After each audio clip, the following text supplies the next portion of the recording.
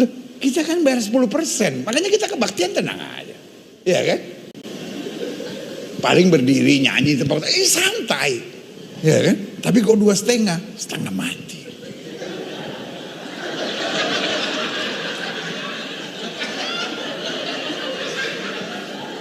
Yang paling berat terakhirnya mesti lipat kaki. Bapak Ibu Saudara, jika PDTGL diperkarakan, saya bersedia menjadi saksi yang memberatkan.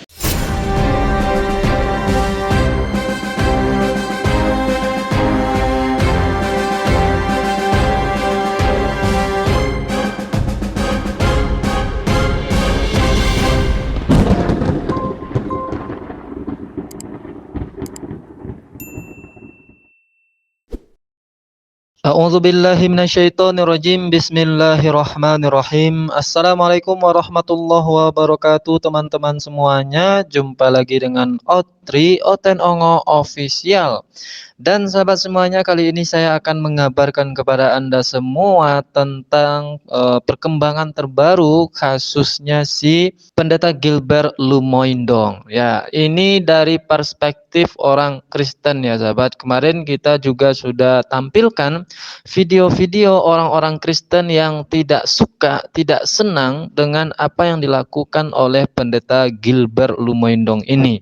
Nah, sahabat semua, Anda pasti tahu dengan salah seorang pendeta lucu namanya Pendeta HTD ya. Pendeta HTD ini sudah lama sekali menunjukkan bahwa dia itu tidak suka dengan Pendeta GL ini ya. Sudah sejak lama dia menunjukkan ketidaksukaannya terhadap si GL ini sahabat. Dan bahkan sudah ada lagu dibuatkan oleh HTD ini untuk si GL itu. Dan juga dulu kalau nggak salah 2 tahun yang lalu ketika adanya pertempuran dunia kedua antara si Saifuddin Ibrahim dengan si JT masalah janda. Nah, di sini juga disinggung oleh si HTD bahwa memang sinode-sinode mereka itu, kalau Saifuddin Ibrahim kan sinodenya sama dengan si GL ini sahabat, itu memang memproduksi para janda katanya. Untuk apa? Untuk diselingkuhi sahabat. Dan benar saja, fakta membuktikan ternyata memang si GL ini pernah berkasus dengan adik iparnya sendiri, yang notabene adik iparnya itu waktu itu adalah janda sahabat ya. Dan saya yakin sebentar lagi akan terjadi perang dunia ketiga ini antara para Oten ini ya, bukan Kristen sahabat, antara para Oten, antara para sinode-sinode Oten ini. Oke, untuk mengingatkan memori dan membuktikan kepada Anda semua supaya tidak halu, supaya tidak hoax. Ini ada bukti pernyataan-pernyataan HTD tentang gereja-gereja yang memproduksi para janda untuk diselingkuhi itu sahabat. Namun sebelum itu, mari kita dengarkan dulu lagu yang super duper mantul dari Pak HTD ini. Berikut lagunya. Namanya mampet ya mampet, MJM, juga si bola bulat, empret sorry, batu enonong siti, BNS, gede lucu, pite kantor put, eretu sabedono, namanya Stephen Drum, drum, juga si detail penil, mantan dukun, sok katu mentul. Nah itu dia si kumis lele, mata melotot bongkar.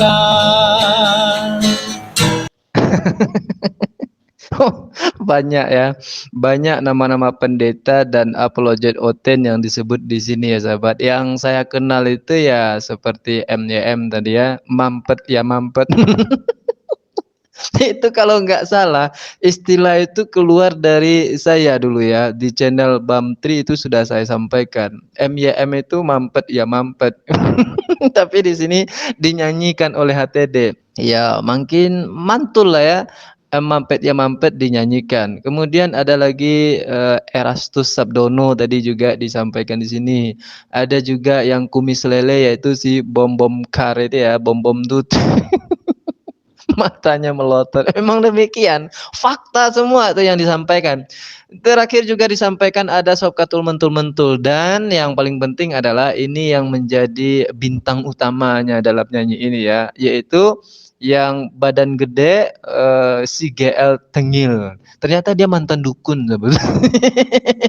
Itu saya baru tahu juga dari nyanyinya Pak HTD ini. Hari ini saya banyak sekali membenarkan apa yang dinyanyikan atau apa yang disampaikan oleh Pak HTD ini. Dulu memang mungkin kita apalah ini yang dinyanyikan oleh HTD membuat para oten tersinggung saja. Tapi hari ini terbukti sahabat, yang dinyanyikan itu ternyata fakta semua. Memang demikian. Memang begitu. Kalau memang berasal dari fakta, lagunya itu mengalir ya, melodinya itu menusuk jiwa.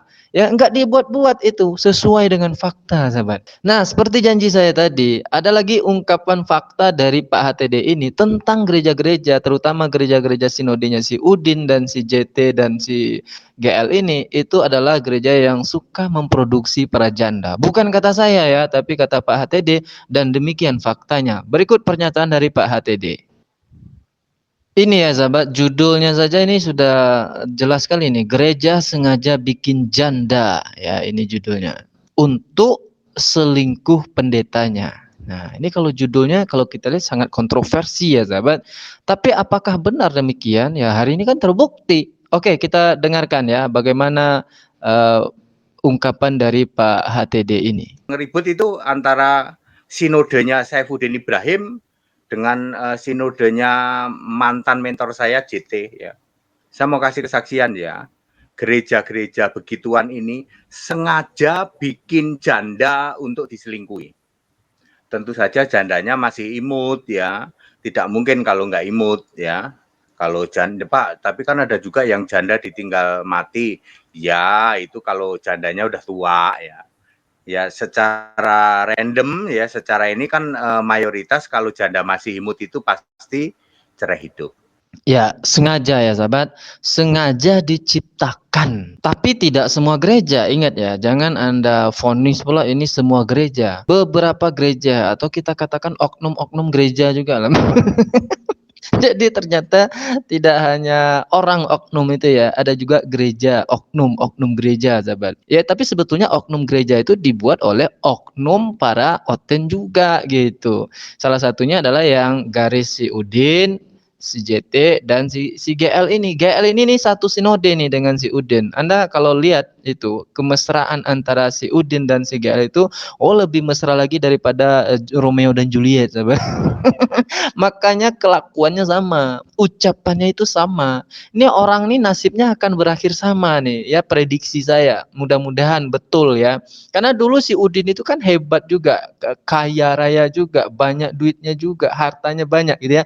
Karena itu semua, karena dia sudah mencapai titik kesenangan itu, akhirnya diuji dan dinampakkanlah sifat aslinya. Nah, ini yang terjadi pada si GL sekarang ya. Dia kan memiliki semuanya hari ini, kekayaan ya, kaya raya.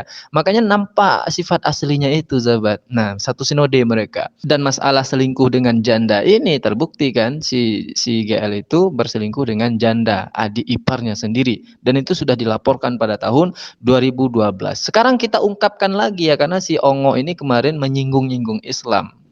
Ini orang yang persoalan dapurnya aja nggak selesai, tapi mencoba untuk membahas dapur orang lain. Nah, itu namanya si Ongo, sahabat. Kita lanjut ke menit 3 detik ke 10 ini, coba.